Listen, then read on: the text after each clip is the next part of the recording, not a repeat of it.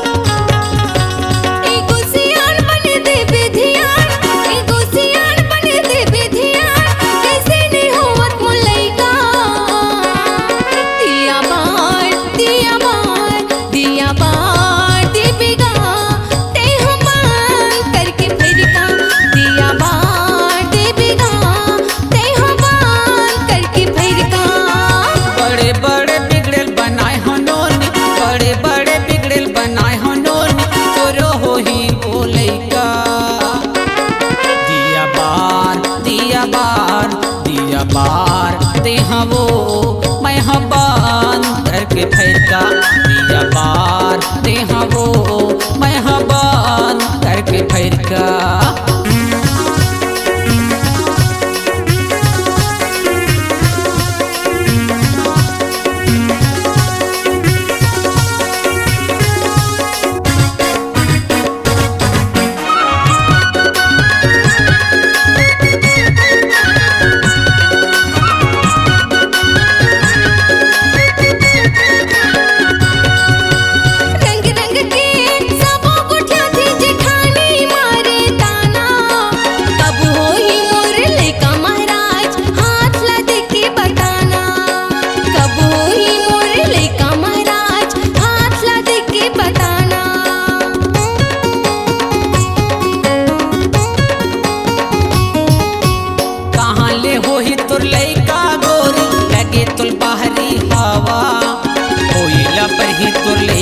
वो जब चलही शिव के दारू दावा कोयला पर ही तो लइका वो जब चलही शिव के दारू दावा। हाथ ला देखे के जरूरत नहीं है नोनी, और हम तो पहुँचे हुए संतन, हम चेहरा देख के बता देथन, लेकिन तय बोला था नोनी तो देखा हाथ हाथ तोरे नरम है, अरे तासील तोरे गरम है, कुंवारे पनमा बहुत के राखाए हचनोनी, सही सही बताओ अरे का के माँ शरम है। सही बात है ननूनी। हाँ भैया महाराज। कहाँ ले हो ही तुर लइका गोरी, लगे तुल बाहरी हवा कोयला पर ही तुर लइका वो जब चलही शिव के दारू दावा कोयला पर ही तुर लइका वो जब चलही शिव के दारू दावा।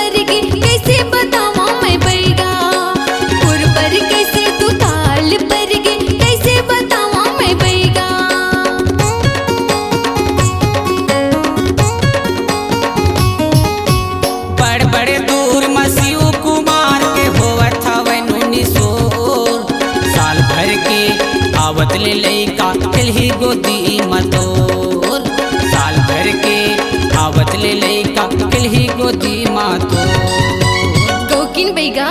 बैठ नुनी, आखिरी बार फूकन देवो। ले फूक ले। भारे नींबू खूंदे हच नुनी, अच्छा अरे ओला करे रिहिच जादू टोना। सही में तोरे सही कत को दुखियारिन रोवत लई का के रोना। लेकिन सही जगह माए हचनुनी, तोर जरूर हो ही लइका। अब तो दिया बारेला पर ही गोरी, बंद करके फैरका। ऐसे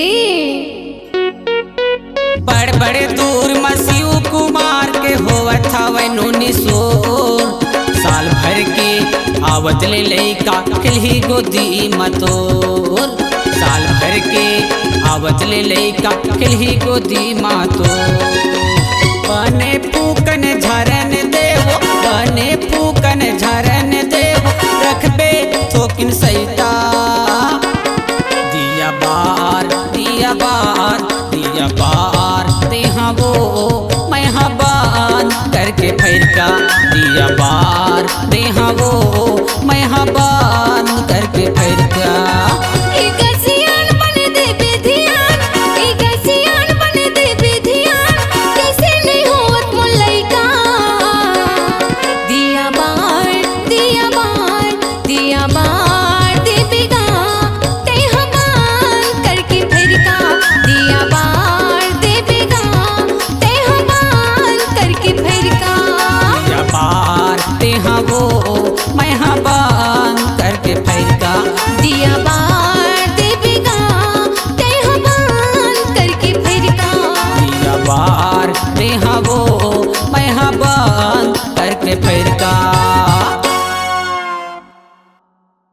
आपकी आवाज ही आपकी पहचान है। यदि आप अपनी आवाज को एक नया आयाम देना चाहते हैं तो चले आइए मल्टी ट्रैक डिजिटल रिकॉर्डिंग के लिए AVM audio video studio, Khamtarai, Raipur. Mobile number 9301523929 और 7869646201। यदि आप नए एवं पुराने गीत सुनना चाहते हैं तो avmgana.com में जाकर गाना फ्री डाउनलोड करें और YouTube चैनल में AVM गाना और KK कैसेट्स को सब्सक्राइब करें।